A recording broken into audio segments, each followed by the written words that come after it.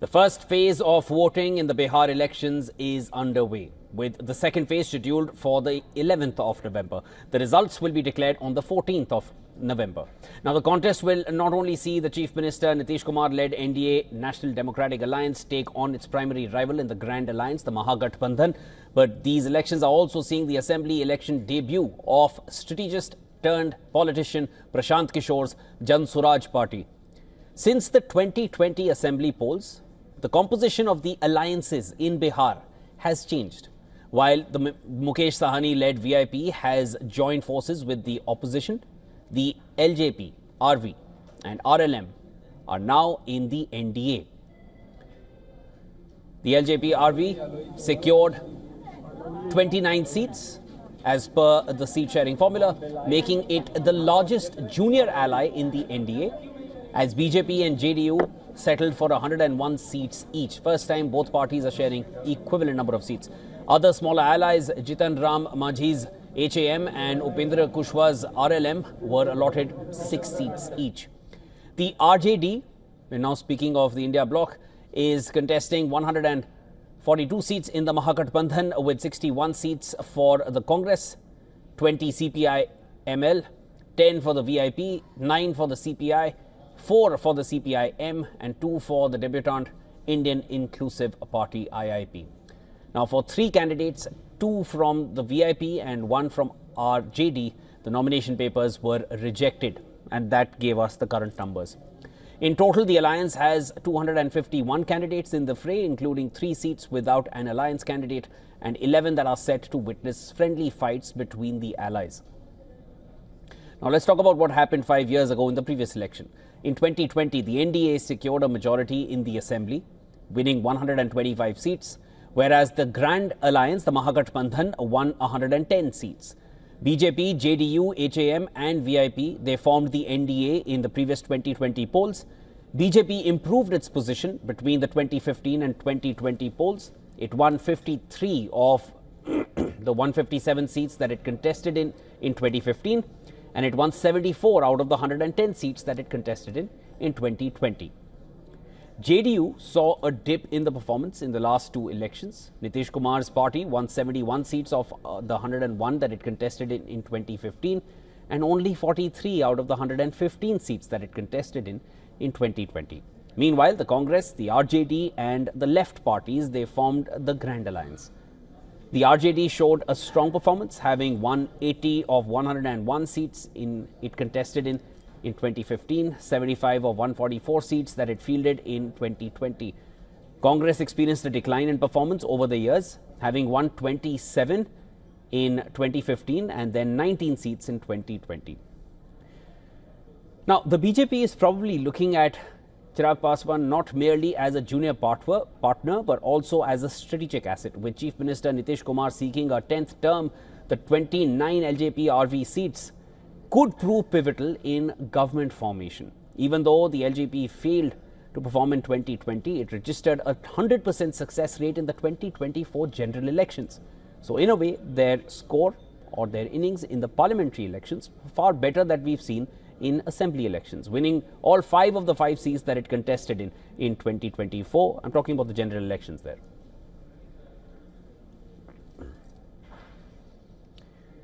Now, will the alliances and the seat sharing formula be the winning factor? For more to discuss this further, I'm now being joined by Sandeep Ghosh. He's a political commentator and author. He's joining me from Mumbai. Mr. Ghosh, thanks so much for joining me here on the broadcast. Now, there's been a change in seat sharing ratios. I've gone over the numbers very quickly. In the NDA, BJP was earlier at 110. Now it's fielding from 101. JDU was earlier at 115. Now they're also at 101. LJP RV at 29.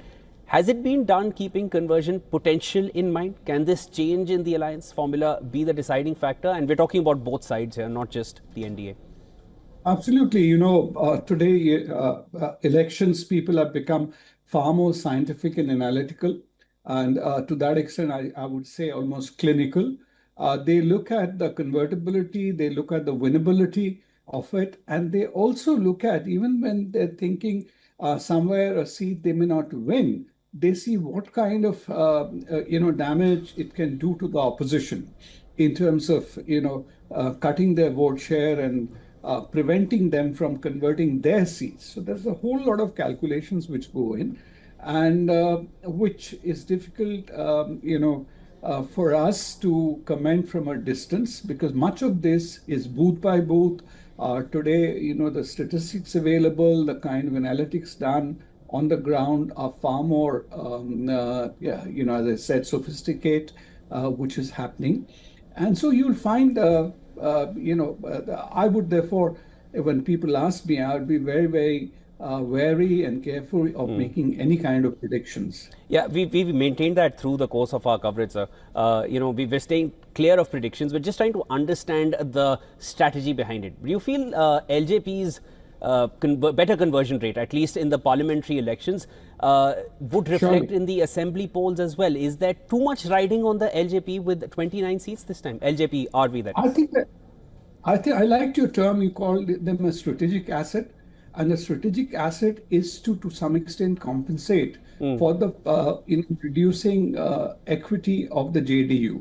The JDU, Nitish Kumar is really contending with 4 terms of anti-incumbency. Nitish Kumar's own aura has faded. So therefore, there is obviously a certain attrition you're expecting there. And there is a constituency which will never vote for the BJP over there. And that is where they're fielding the LJP to get a hold of those votes. If some of the JDU votes get transferred to LJP as well as some of the BJP votes, then LJP might stand to gain and have a fair chance of winning a substantial number of the seats at which they're contesting. Mr. Ghosh, analysts are also suggesting that, this is the first time that the JDU is not contesting more seats than the BJP in an assembly election, at least. Could a looming anti-incumbency sentiment be playing a role in this seat-sharing formula that they've finally decided upon in the NDA? Absolutely. I mentioned that. I think there is no denying that there is, a dilution of JDU's equity as well as Nitish Kumar's own aura. Nitish Kumar after 4 terms, and we have seen there is obviously going to be a certain amount of fatigue setting in, both among the voters' view of him as well as his own performance. So all that has been apparent. At the same time, BJP doesn't have a strong face, or JDU doesn't have a strong face to immediately project them as a successor or possible successor. So they have to fight with Nitish Kumar, although he is, as I said, a little bit of an aging horse. And they are trying to compensate that in different ways, partly through the Modi aura, which is there, and partly through the strategic assets acquisition, etc., by which they are trying to maintain the vote share. Because ultimately you see, finally it is not the totality, it's a seat-by-seat formula which converts, contribute to the final tally. So at this moment, I think it is a constituency-wise fight, or even a booth-by-booth fight, which is happening in Bihar. And we will be able to see the results, the outcome only after the results come. You mentioned about Prashant Kishore. He is a bit of a dark horse. He could be a wild card entry. How Prashant Kishore has invested a lot, not just in terms of money and in terms of, therefore his visibility, but also on the ground. With his IPAC and others, they have been working on the ground for more than 3 years. Yeah, and Mr. Ghosh, when it comes to Prashant Kishore, he's also being seen, more than a challenge, he's being seen as a disruptor. Would you agree with that kind of a thought process? Would he be the X factor, and would he play a role at the end as well, even if he doesn't come in with majority seats? He may be the one to decide. Would it be going in that direction? How do you see this one for the Jan Swaraj? X factor, he can play in terms of final seats only if he gets some seats. Understood. But his X factor could be in how he's changing the vote shares of different parties. There is one view to which I partly subscribe. He might be a vote catcher for the anti-incumbency vote of JDU and prevent them from getting transferred to the RJD. In that case, basically, he will ensure that these votes are not normally getting transferred to RJD to give them RJD a clean win. So he could be working in that manner as well, or vice versa. We don't know. But unless he gets a certain number of seats, then he cannot be a kingmaker in that sense. Understood. And right. Very quickly, let me also get your views on this, Mr. Ghosh. Conventionally, in Bihar, we've always seen the caste matrix. Do you see the caste matrix nullifying the class matrix nullifying the caste matrix in Bihar at this time, or is it far from it still? Caste still dominates? Caste still dominates as far as I think the caste will dominate as far as RJD is concerned. And RJD, you were mentioning earlier, contesting a high number of seats, giving a lesser number of seats to Congress, etc., is partly to consolidate their caste vote bank. That's why they have, forced, the Congress may not have liked it, to make Congress, name the alliance name Tejashwi as the chief ministerial candidate, to convert it into a Tejaswi versus whosoever Nitish contest. So that part they will consolidate. How the other, as they have been talking, the most backward classes, etc., which earlier Nitish used to convert, how some of them move, whether they are going to move towards RJD or those people will, guided by their old memories of the RJD rule when Bihar, people talked about the Jungle Raj, etc., and then stay with the NDA alliance or move closer to the NDA alliance with people like LJP, etc., which you mentioned, is something we have to wait and watch.